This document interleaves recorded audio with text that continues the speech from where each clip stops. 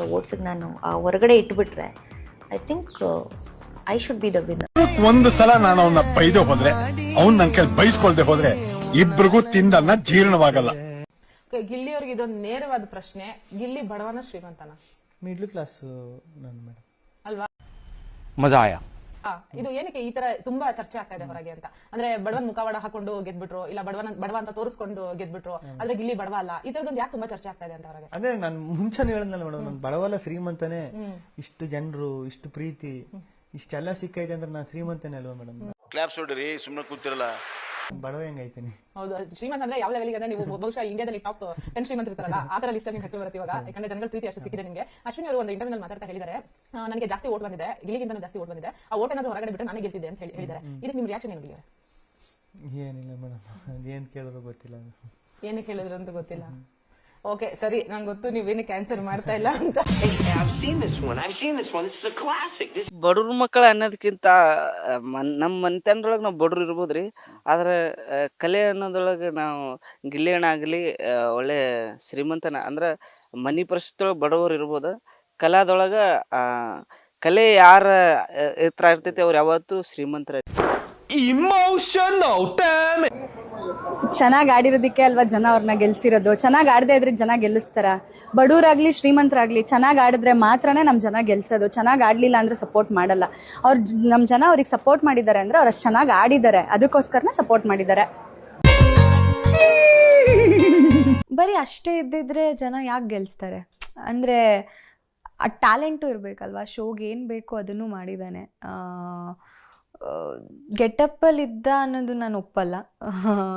ಶೋಗೆ ಏನು ಬೇಕು ಅದನ್ನು ಕಂಪ್ಲೀಟಾಗಿ ತಿಳ್ಕೊಂಡು ಆಟನ ತುಂಬ ಚೆನ್ನಾಗಿ ಆಡಿದ್ದಾನೆ, ಅದಕ್ಕೆ ಜನ ಕೈ ಬಿಡಲಿಲ್ಲ.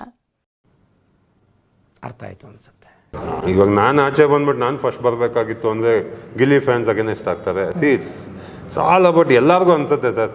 ಇವಾಗ ನಾನು 6th ಇದ್ಬಿಟ್ಟು ನಾನು ಅಯ್ಯೋ 4th ಬರಬೇಕಾಗಿತ್ತು ಅನ್ಸುತ್ತೆ. ಅಕಸ್ಮಾತ್ 4th ಇದ್ದೀರಾ, ಅಯ್ಯೋ 3rd ಬರಬೇಕಾಗಿತ್ತು ಅನ್ಸುತ್ತೆ. We are very greedy. ಎಷ್ಟೇ ಸಿಕ್ಕೋದು ನಮ್ಗೆ ಸಮಾಧಾನ ಆಗಲ್ಲ. ಇವಾಗ ಫಸ್ಟ್ ಬಂದ್ಬಿಟ್ಟು 50 ಲಕ್ಷ ಕೊಟ್ಟರು, ಅಯ್ಯೋ 50 ಲಕ್ಷ ಅಷ್ಟೇ, ನಾವು 1 ಕೋಟಿ ಕೊಡಬೇಕಾಗಿತ್ತು. ಮನುಷ್ಯನ್ಗೆ ಗ್ರೀಡು ಯಾವತ್ತೂ ಕಮ್ಮಿ ಆಗಲ್ಲ. ಅರ್ಥ ಆಯ್ತಾ? ನನಗಂತೂ ಗಿಲ್ಲಿ ಬಂದಿದ್ದು amazing, one of the best choice. ಜನರು ಕರೆಕ್ಟಾಗಿ ಚೂಸ್ ಮಾಡೇ ಕೊಟ್ಟಿದ್ದಾರೆ ಅಂತ ಕರ್ನಾಟಕ ಜನತೆ ಕರೆಕ್ಟಾಗಿ. ಹೌದೌದು, ನನಗೆ ಗಿಲ್ಲಿದು ಮತ್ತೆ ರಕ್ಷಿತಾದು ಕರೆಕ್ಟ್ ಆಗಿದೆ ಅಂತ ಅನಿಸ್ತು. ತುಂಬಾ ಥ್ಯಾಂಕ್ಸ್, ತುಂಬಾ ಥ್ಯಾಂಕ್ ಯು ಸೋ ಮಚ್.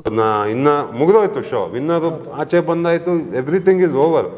ಇವಾಗ ಅದ್ರ ಬಗ್ಗೆ ಡಿಬೇಟ್ ಮಾಡಿ ನಿಜವಾಗ್ಲೂ ಟೈಮ್ ಅಷ್ಟೇ. ಸಿಂಪಲ್ ಆಕ್ಸೆಪ್ಟ್ ವೆರಿ, ಯಾಕಂದ್ರೆ ಒಳ್ಳೆ ಪೊಸಿಷನ್ ಸಿಕ್ಕಿದೆ ಅವ್ರಿಗೆ. ನಿನ್ನ ಮನಸ್ಸು ದೊಡ್ಡದು, ನೀನು ಆ ಥರ. ಒಂದ್ ಕಡೆ ಹೇಳ್ತಾರೆ ಗಿಲ್ಲಿ ತುಂಬಾ ಬಡವ ಅಂತ, ಇನ್ನೊಂದ್ ಕಡೆ ಹೇಳ್ತಾರೆ ಗಿಲ್ಲಿ ಹತ್ರ ಆ ಕಾರ್ ಇದೆ, ಈ ಕಾರ್ ಇದೆ ಅಂತ. ಬಟ್ ನನ್ನ ಪ್ರಕಾರ ಸೊ ವಾಟ್, ಗಿಲ್ಲಿ ಬಡವ ಆದ್ರೇನು, ಅವನ ಹತ್ರ ಆ ಕಾರ್ ಈ ಕಾರ್ ಇದ್ರೆ ಏನಂತೆ? ನನಗಂತೂ ಒಂದು ಸಿಂಪತಿಯಿಂದ ಗೆದ್ದ ಅಂತ ಅನ್ಸಲ್ಲ. I feel he one because of talent. ಮಸ್ತ್ ರೇ ಮಸ್ತ್. ನಮಗೆ ಒಬ್ರನ್ನಿಬ್ರು ನಗ್ಸೋದೇ ಕಷ್ಟ, ಅವ್ನು ಇಡೀ ಕರ್ನಾಟಕ ನಗ್ಸಿದಾನೆ, ಎಂಟರ್ಟೈನ್ ಮಾಡಿದ್ದಾನೆ, ಜನ ಖುಷಿಯಿಂದ ನೋಡ್ತಾ ಇದ್ರು, ಅದಕ್ಕೆ ಇಷ್ಟಪಡ್ತಿದ್ದಾರೆ, ಅದಕ್ಕೆ ಗೆಲ್ಸಿರೋದು ಕೂಡ. And I feel he's very talented and ನನಗಂತೂ ಖುಷಿ ಇದೆಪ್ಪ ಅವ್ನು ಗೆದ್ದಿದ್ದು. Congratulations Gilli, proud of you man. ನನ್ನ ಪ್ರಕಾರ ಅವರು ಒಳ್ಳೆಯವರೇ. ಕೋಪ ಜಾಸ್ತಿ ಇರ್ಬೋದು, ಮಾತಿನ ಬರ್ದಲ್ಲಿ ಅಂತ ಅವರೇ ಹೇಳ್ತಾರಲ್ಲ, ಆ ಥರ ಮಾತಾಡ್ತಾರೆ, ಆಮೇಲೆ ಅವರೇ ಬೇಜಾರು ಮಾಡ್ಕೊತಾರೆ ನಾನು ನೋಡ್ದಂಗೆ. ಗಿಲ್ಲಿ ವಿಚಾರ ಅಂತ ಬಂದರೆ, ಯಾರು ಅವು ಮೇಕಪ್ ಹಾಕೊತಾರೋ ಇಲ್ಲ ಬಡವನೇನೋ ಇಲ್ಲ ಬಡವ ಥರ ಮೇಕಪ್ ಹಾಕ್ಕೊಂಡಿದ್ದಾರೋ ಅದೆಲ್ಲ ಮ್ಯಾಟ್ರೇ ಆಗಲ್ಲ. ಅವನ ಆಟ ಅವನು ಆಡಿದ್ದಾನೆ, ಎಲ್ಲರೂ ಇಷ್ಟಪಟ್ಟಿದ್ದಾರೆ, ಅವ್ನು ಗೆದ್ದಿದ್ದಾರೆ ಅಷ್ಟೇ.